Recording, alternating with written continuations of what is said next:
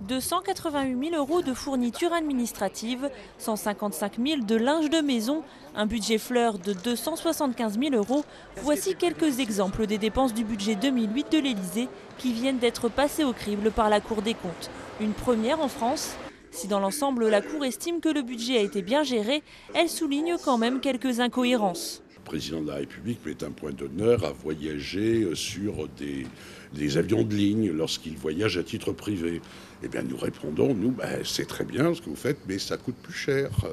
Vous êtes forcé d'être accompagné de 6-7 personnes dont il faut payer le billet. Alors que, et par ailleurs, l'avion officiel, il vous suit, parce qu'une fois que vous serez arrivé à destination, on peut à tout moment vous demander de repartir. Autre suggestion de la Cour des comptes, faire davantage appel à la concurrence pour faire baisser le prix des prestataires. À l'Élysée, comme à la Cour d'Angleterre, généralement, on a le même boucher, le même crémier, le même boulanger, etc. Bon, mais pour une institution publique, c'est pas comme ça que ça doit fonctionner.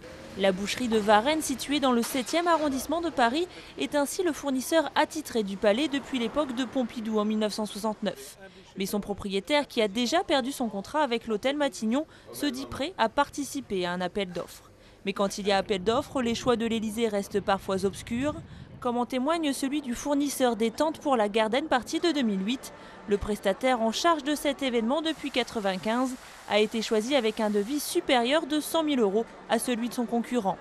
Enfin, petite surprise pour les experts de la Cour des comptes, l'Élysée a dû s'acquitter en 2008 de pénalités pour retard de paiement auprès d'EDF et de GDF. Des négligences fâcheuses qui ont coûté quelques 3 000 € supplémentaires dans un budget de 110 millions d'euros.